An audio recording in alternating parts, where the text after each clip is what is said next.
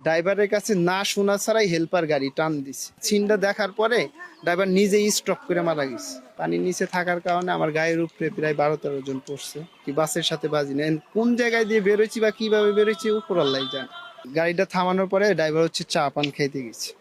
চা পান খাইতে গেলে পারে এখন হচ্ছে আপনার মানে আচ্ছা আমাদের হচ্ছে যাত্রী যারা ছিল আর কি, তারা হচ্ছে 2-3 জন হচ্ছে 4-5 জন হবে এরকম, তারা নামে হয়তো চা পান খাচ্ছে। আর সবাই গাড়ির মধ্যে আর কি, ছোট বড় সবাই।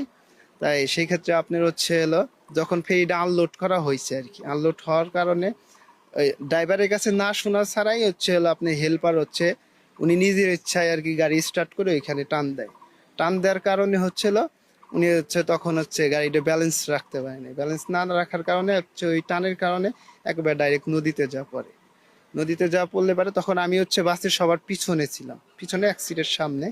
আমার সাইডে আরো 2-3টে বাচ্চা ছিল ছোট ছোট, আমাদের যাচ্ছি বাজারে আমাদের শরীফ ভাইয়ের ছেলে আর ওনার হচ্ছে ভাগ্নি। ওই 2টা বাচ্চা মারা যায়, ওনার বউ আর হচ্ছে ওনার বোন আর ওনার একটা বাচ্চা জীবিত আর কি উদ্ধার হয়। তা আপনি হচ্ছে ওইখানে আমি যখন বাসের মধ্যে পড়ে যাই, পড়ে যাওয়ার পরে তখন তো পানির নিচে থাকার কারণে আমার গায়ের উপরে প্রায় 12-13 জন পড়ছে। তাই সেই ক্ষেত্রে মনে করেন যে আমি অনেক আপ্রাণ চেষ্টা করছি যে ওই ক্ষেত্রে উঠবো। তাই পানির মধ্যে হচ্ছে আমার গায়ের উপরে যখন পড়ছে, পড়ার কারণে তখন আর মনে করেন যে আমি করতে পারিনি। আমি যখন জানালা ধরছি মানে বাসের যে আর কি জানালা ধরার পরে হচ্ছে আপনার আরো আমার হচ্ছে 2 জন আছে, একজন পিঠের উপরে চড়ে খাড়াইছে, একজন ঘাড়ের উপরে।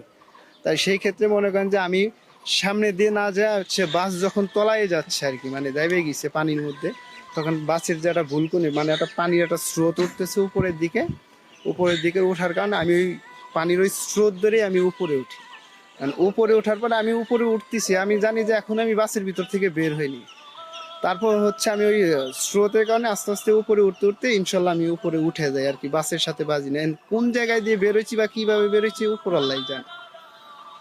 এই হচ্ছে কাহিনী। আমি তারপর হচ্ছে ওঠার পরে আমার গায়ে সাদা একটা শার্ট ছিল প্রিন্টের, সাদা শার্ট। আমি ওইখানে পল্টনের উপরে ওঠার পরে আমি প্রায় ওইখানে আধা ঘন্টা শুয়েছিলাম, শুয়ে থাকার পরে ওইখান থেকে আমি জামতলা পর্যন্ত আর কি একাই আসি গাড়িতে, তখন আমার চেঞ্জ ছিল এখানে। তারপর হচ্ছে আমার ছোট ভাইরা জামতলা যা ওরা আমাকে বাড়ি পর্যন্ত নিয়ে আসছে। একটা প্রশ্ন, ড্রাইভারের লাশ পাওয়া গেছে, ড্রাইভার হচ্ছিল আপনার ড্রাইভারের কাছে না শোনা ছাড়াই হেল্পার গাড়ি টান দিছে। ড্রাইভার তখন গাড়িতে না, ড্রাইভার তখন ছিল পানির মানে চায়ের দোকানে, চায়ের দোকানে ছিল। হ্যাঁ, ড্রাইভার হচ্ছিল তখন চায়ের দোকানে ছিল।